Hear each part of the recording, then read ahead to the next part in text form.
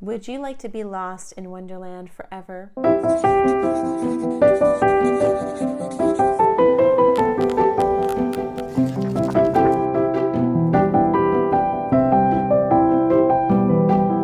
Hi there, welcome to Pen to Paper. I'm Leah, and today is a single video review for Courtney MILLECAM's Game of Hearts.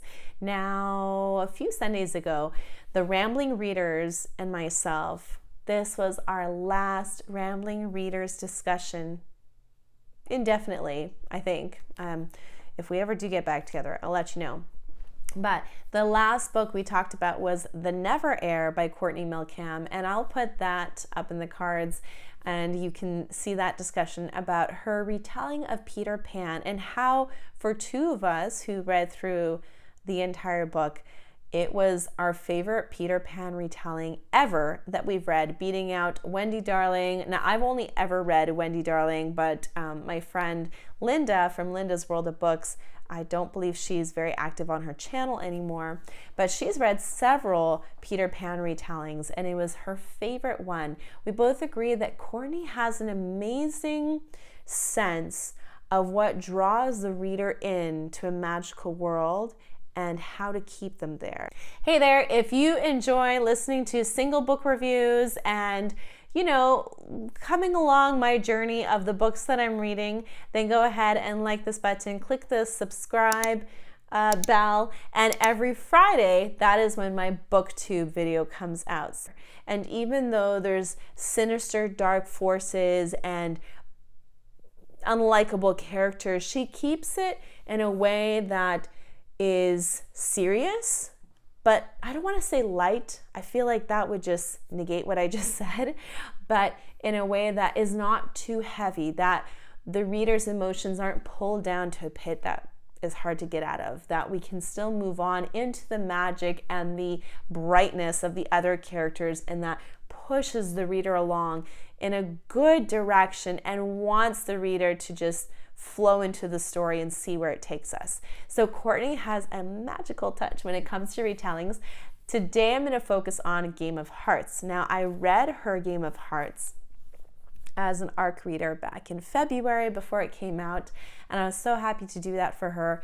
And I've put up my written review on Goodreads and Amazon, but I need to do a video review because she is an indie author and I want to support her this way. And hey, any kind of exposure to help her out is great.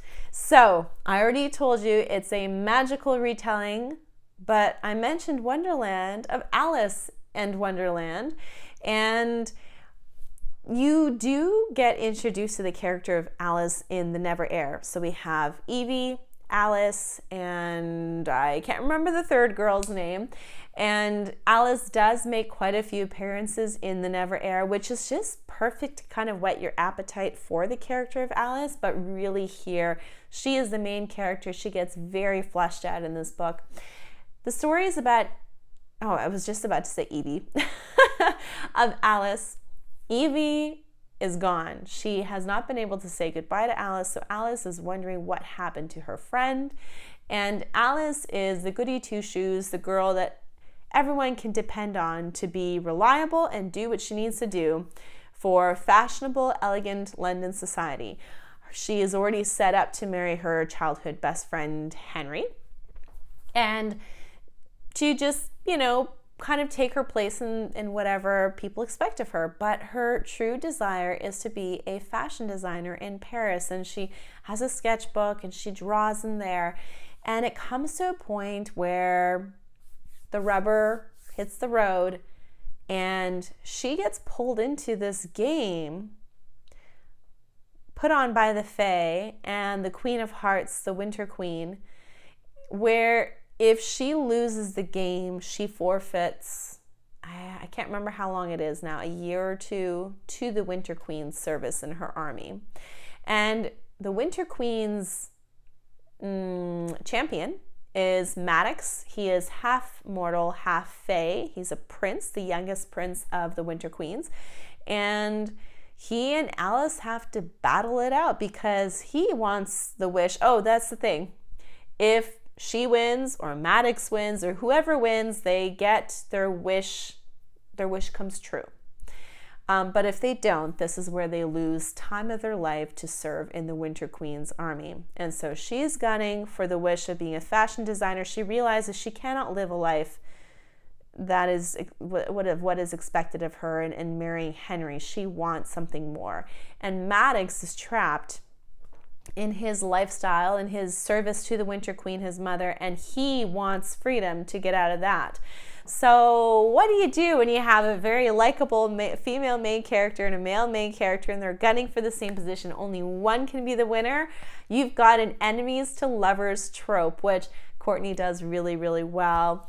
Alice has got this sweet personality, but she's got that little spark of spunk, you know, which makes her interesting and likable. And then you have Maddox, who's this broody but slightly playful enemy of Alice's, and the awe factor comes in when he saves her life several times. And what you go through the game, they have to go through a maze, there's Jabberwocky, there's all these, you know, magical elements. For those who are fantasy lovers and you love fairy tale retellings, this is the perfect book for you.